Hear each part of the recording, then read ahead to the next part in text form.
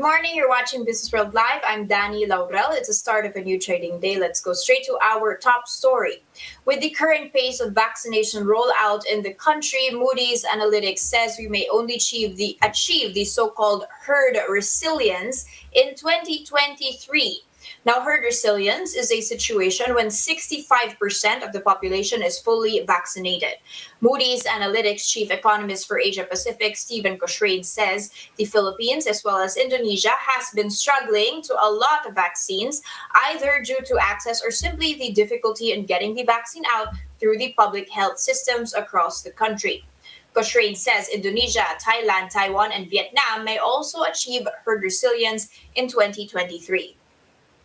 The government hopes to vaccinate 50 million adult Filipinos by the end of November, but so far more than 5 million doses have been administered across the Philippines. Meanwhile, Moody's Analytics senior Asia-Pacific economist Katrina L. says domestic GDP may only return to pre-pandemic levels by the third quarter of next year, making it the region's laggard in terms of recovery. Elle also said that inequality in the Philippines has increased substantially during the pandemic due to lockdown measures. Moody's Analytics had earlier revised downwards its GDP growth forecast for the Philippines to 5.3%. That's from the previous projection of 6.3%. Now, the Energy Regulatory Commission is ordering power generation companies to explain the planned shutdowns after the grid operator raised a red alert on the Luzon grid for the third time this week. The commission ordered airing GenCos to explain what caused them to breach the limit of the allowable unplanned outages this year. ERC issued notices of non-compliance to 17 companies operating a total of 35 plants from May 12 to 18, but demand in the Luzon grid already tapered off on Wednesday, prompting the NGCP to lift the 13-hour red and yellow alerts in the region ahead of schedule. Before this, though, the Energy Department reported that the island's reserve supply had turned negative. NGCP data showed that the Luzon grid's peak demand of 11,515 megawatts far exceeded its available capacity of 11,260 megawatts. The grid operator earlier said they expect four more red alerts in the Luzon grid next week after just a short weekend break where the demand will be expected to be low.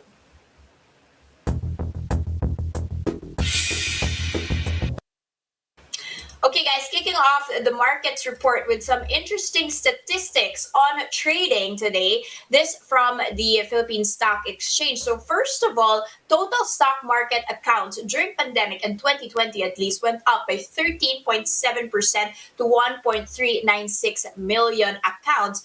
And that was, as they mentioned, boosted by the pandemic. And you can see on my pie chart here that 67% of all of these accounts were online accounts, whereas 33% were non-online accounts. So that's to the tune of 1.3696. And those online accounts were actually up by 20%. So very interestingly there, during pandemic, online accounts were up by 20%. Another very interesting thing is that the active accounts, so the amount of people that had accounts before that hadn't been using it and that are now using it, were up by 35.6% during the pandemic. And again, retail investors leading the charge here, up by, that's 97.9% of investors, whereas institutional investors made up for 2.1% of the total accounts.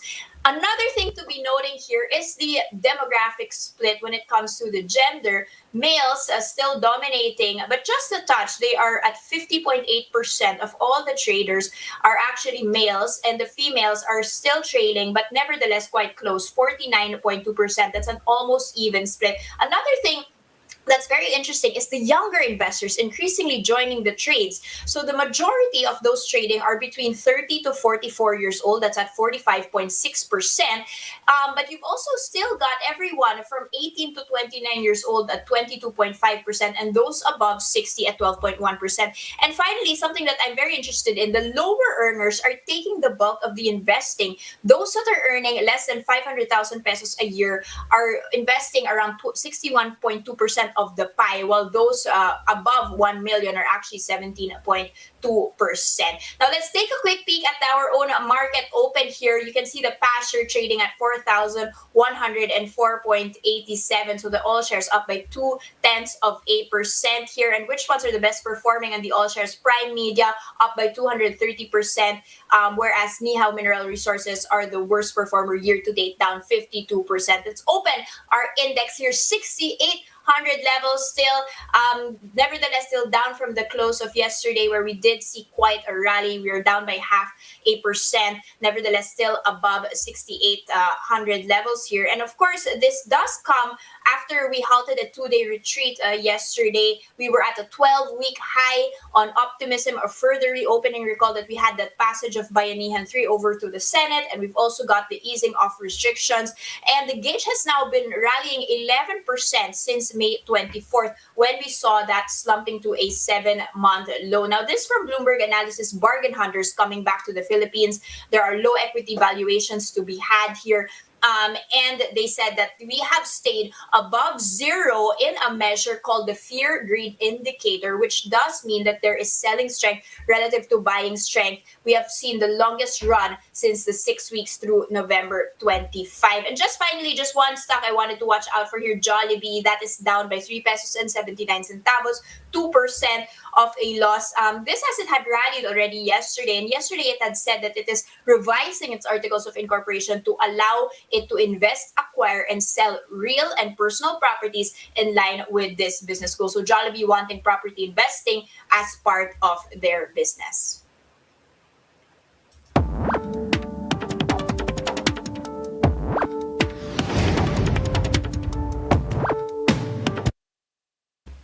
In an unexpected turn of events, the work from home model had faced sudden power supply disruptions. And here to explain what is happening to the grid, we have with us NGCP spokesperson, Ms. Cynthia Alabanza. Good morning, Ms. Cynthia, and welcome to Business World Live.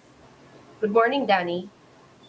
Ma'am, just a quick explanation here on what happened, because for us, people in the industry and people working from home, we cannot understand this demand in power being exceptionally, high in this period, given that many businesses are closed right now. This seems to be a very, very unexpected red alert. What exactly happened here? Well, the red alerts were caused primarily by the sudden decrease in supply available to the grid, and this was because of the unexpected or unscheduled shutdowns of several power plants. When the power outages began on Monday, NGCP monitored a total of 4,000 megawatts that was unavailable to the grid, and 90% of that 4,000 megawatts was unscheduled. So this was not planned. They were not supposed to go offline, and the sudden and unexpected shutdowns really were the primary reason for the power interruptions that the Luzon grid experienced over the last couple of days. Do you have any explanation as to why they shut down? Is this, unforeseen circumstances, or is this simply due to lower demand and financial reasons? Well, NGCP is a separate entity from the power plants. We don't have any regulatory or supervisory power over them, but they do furnish us with information. And among the things that they cited, they were all technical issues, Okay. operational technical issues that they really need to address before continuing their operations. Should there have been reserve provisions for capacity for this to not have happened? Yeah, it's very difficult to talk about reserves because there are many interpretations of what reserves are. Technically, the reserves under the Philippine Grid Code is not how you would understand it as additional or excess supply. These quote unquote technical reserves are not meant for consumption or to augment supply. They're really used by the grid to balance our operations. So if you're talking about excess supply to augment what is a prolonged shortage, then that's not NGCP's obligation because NGCP actually is prohibited from selling and buying and selling electricity for long-term consumption of end users like ordinary consumers and distribution utilities. So this is not within the purview of NGCP. If you're talking, and another thing I'd like to point out is that NGCP uses the same kind of power from the same suppliers to balance the grid as the rest of us use to consume. So the power plants that were supposed to provide us with this ancillary services, or the reserves, the grid reserves, were also on shutdown. So this is not a function of whether there were reserves from our side, but really a function of low supply in the grid overall. Mm-hmm. Ma'am, the ERC has said that they will be probing into the shutdowns or the outages of these GenCos. How will NGCP participate in that, if so, to make sure that this won't happen again? Yeah, well, NGCP is always ready to give information to whoever requires it. NGCP is in the unique position that we can see the overall demand from the distribution utilities connected to our facilities, as well as the overall supply from the power generators who are supplying these distribution utilities. So we will be able to give an overview of that and the dynamic that these shutdowns play over the stability of the grid. Ma'am, you had mentioned before yesterday, before the red and yellow alerts were actually lifted, that you were expecting more of these towards even until June 8th, if I'm not mistaken. Is that Right. still the case? Or now have you found out that, it's technical issues that can actually be addressed? But if these are technical issues, won't that take much more time? Well, to be honest, the reason, first, we have some good news. We lifted the yellow and red alerts yesterday afternoon. So today, the grid is under normal conditions as of this hour. And that wasn't because of anything NGCP did, but really because one major power plant came online yesterday and augmented supply. So it really, you can see that the reason for this is not um, any way related to grid operations, but really a matter of supply. Because the minute that power plant came in, then things normalized. However, the situation is not static, it changes by the day and sometimes by the hour. But right now, the latest projection that we received from our system operator this morning, the grid is under normal conditions and we see no foreseeable red alert um, for the day. But again, that is with a heavy caveat that it will all depend on the stability of the supply currently in the grid.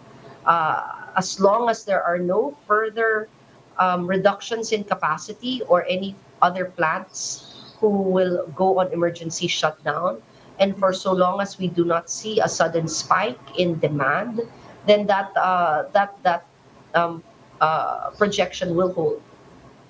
Ma'am, can you say that this is an exceptional circumstance? It just so happened that there were these technical issues, all together in one go.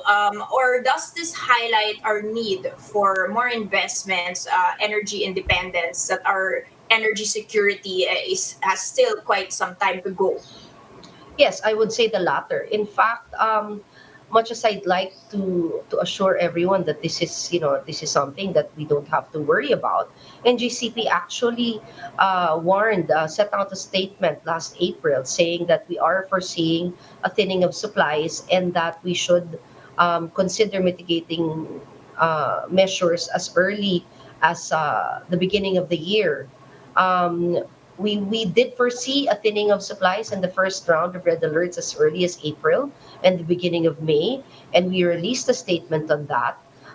The only reason those did not push through was because Metro Manila, which forms the Meralco franchise area, which forms 70% of the demand of Luzon, was put under ECQ, and that ECQ significantly drove demand down, which is Mhm. why the supply situation stabilized at that time. But had the economy been Wow. full blast and there were Correct. no restrictions on commercial and economic operations, we may have seen as early as April these recurring and rotational power interruptions. We also foresee a similar situation. We also foresaw a similar situation happening July or August. But again, these projections will change as we draw to the time nearer to the time that we're talking about. So we will have to revise and readjust the projections as we approach these dates. Okay, interesting point there, ma'am. And finally, before we let you go. What's being done right now to address that in the long term, especially as we start reopening the economy? Are there new plans or investments that will be coming online just in time for us to not have this situation? Like you said, for whatever reason, swerte na lang na naging pandemic and we weren't actually able to have this demand, but eventually we will be getting there. Is there some sort of roadmap that NGCP is working with the government to be able to ensure that once we are back on our feet, this will not be happening? Well, NGCP does provide the Department of Energy with the data it needs to make these projections in the long term. Power plants, as you may know, are not have a gestation period of 3 to 5 years, so it will take around that time to build the power plant. So your planning must be around at least 5 years ahead, so that demand never catches up with supply, as is happening now. So we do supply the Department of Energy with that kind of information, and but as to the roadmap or the power plants coming in over the next decade or so, that is something that is best addressed by the Department of Energy. Okay, so still energy security and equity, even there an issue to be addressed before we can actually even make sure that the supply is stable. Thank you so much for those insights. That was, of course, NGCP spokesperson Ms. Thank Cynthia you. Alabanza. Thank you very much, and have a good morning.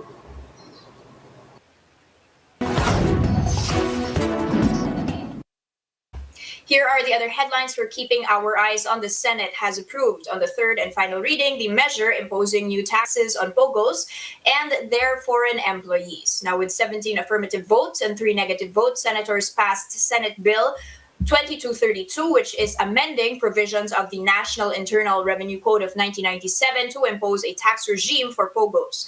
Senators Franklin Drilon, Kiko Pangilinan, and Riza Ontiveros Barakel voted against the measure, which seeks to subject POGOs to a 5% gaming tax.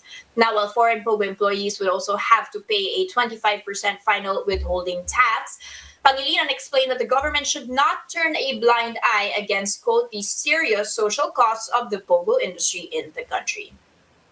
For the lawmaker, the state should reallocate funds to support the pandemic relief effort instead of allowing the POGOs to thrive. Now, private school group COCOPEA is questioning the BIR's move to increase tax collections for-profit educational institutions to 25%. COCOPEA Managing Director Joseph Noel Estrada said the regulation negates the corporate tax rate reduction under CREATE. Instead of helping private schools, Estrada said that the policy will cause irreparable damage to institutions and stakeholders that the government sought to help. He warned that imposing the rule would force proprietary educational institutions to close down and hit teachers, staff, and livelihood activities near the schools. However, Finance Secretary Sunny Dominguez insisted that the BIR did not change the tax rates and only followed the original definition of the tax code when they crafted the regulations. The BIR also said that under the NIRC, those eligible for the reduced tax under CREATE are only proprietary, nonprofit educational and hospital institutions. And that's the first look into the business day. Today is Thursday, June 3rd, 2021. Catch Business World Live for the market closes at 3:15 p.m. today. I'm Danie Laurel. Mask on, wash hands, stay safe, Philippines. We are One News.